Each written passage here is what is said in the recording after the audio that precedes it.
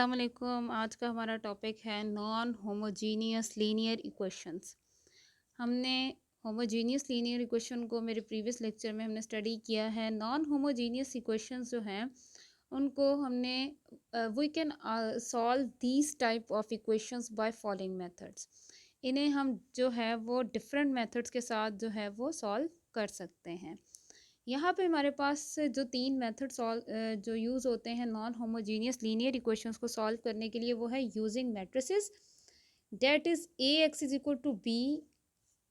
This implies that X is equal to A inverse B, क्योंकि A दूसरी तरफ transfer होगा तो उसका इन्वर्स हो जाएगा।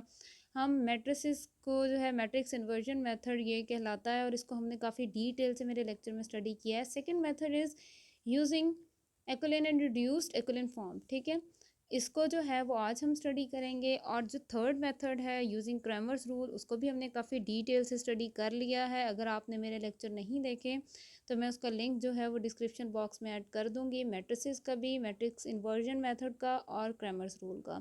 ठीक है, ये सारी जो है ये तीनों जो मेथड्स हैं ये नॉन होमोजीनियस लीनियर इक्वेशन को सॉल्व करने के लिए यूज़ होते हैं। हमने दो मेथड्स ऑलरेडी स्टडी कर लिए हैं। आज हम पढ़ेंगे कि नॉन होमोजीनियस लीनियर इक्वेशंस को एक्वलिन और रिड्यूस एक्वलिन फॉर्म में कैसे सॉल्व किया जा सकता है। मेरे पास सिस्टम ऑफ इक्वेशंस हैं।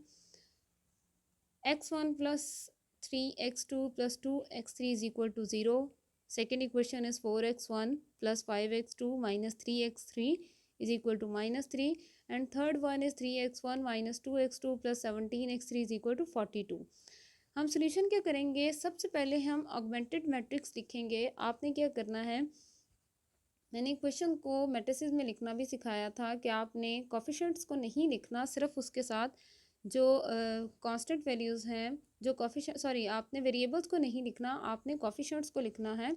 तो आपके पास यहाँ पे जब हम ऑगमेंटेड मैट्रिक्स लिखेंगे तो आपने ये सारी वैल्यूज़ जो हैं ये x1 x2 x3 के साथ थी, आपने ये 3 डॉट्स यहाँ पे यूज़ करने हैं। और उसके बाद जो राइट साइड पे आपके पास वैल्यूज़ हैं 3 -3 एंड 42, इनको आपने यहाँ पे साइड पे रख लेना है।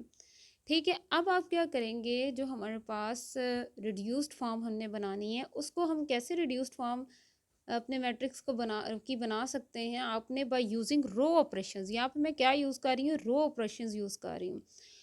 रो ऑपरेशन आपने कैसे लगाना है, आपने क्या करना है, ये डॉट के जो इस साइड पे मैट्रिक्स है ना 3 by 3, जो जिसका ऑर्डर है 3 रोज और 3 कॉलम्स, आपने उसको कोशिश करना है कि आप उसे आइडेंटिटी मैट्रिक्स बनाएं। आइडेंटिटी मैट्रिक्स क्या होता है, जिसमें डायगोनल वैल्यूज़ 1 1 होती हैं और बाकी सारी टर्म 0 0 होती हैं।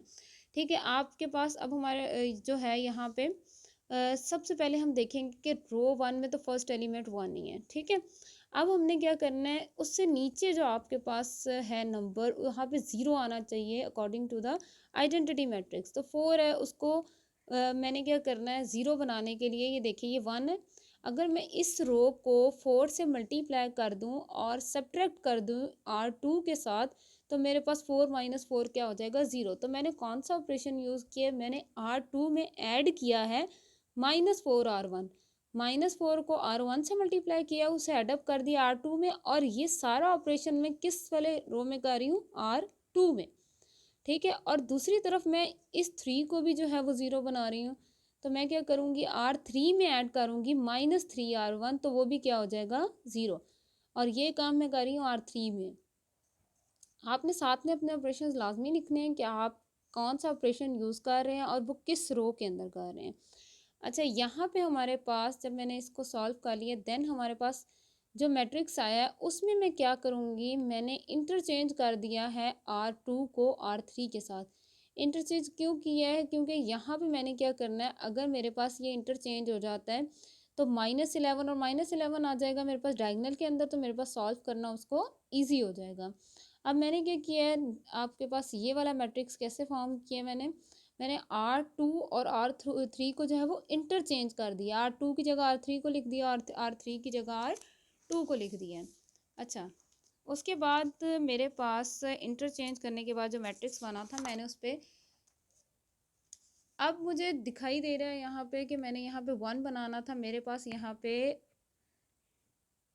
-11 था, ठीक है। तो मैं क्या करूँगी, R2 को -11 से डिवाइड कर दूँगी, और ये मैं कर भी किस में रही हूँ, R2 में, ठीक है। यहाँ पे मेरे पास जब मैं -1/11 R2 करूँगी तो मेरे पास डायगनल एलिमेंट्स में मज़ीद जो है वो 1 एलिमेंट जो है वो 1 बन जाएगा। हमने डायगनल सारा 1 1 1 बनाना, तो हमारा एम जो है वो यही होना चाहिए। उसके बाद मैंने क्या किया है, R3 + 7 R2। ये क्यों किया, क्योंकि मैंने आपको बताया था डायगनल एलिमेंट्स 1 1 बना रहे हैं और रिमेनिंग जो हैं वो 0। और इसकी ट्रिक भी यही है कि आप लोअर ट्राइंगल जो है ना, मतलब पहले ये डिजिट्स जो लोअर वाले हैं, लोअर ट्राइंगुलर डिजिट जो हैं, उनको 0 0 बनाएं।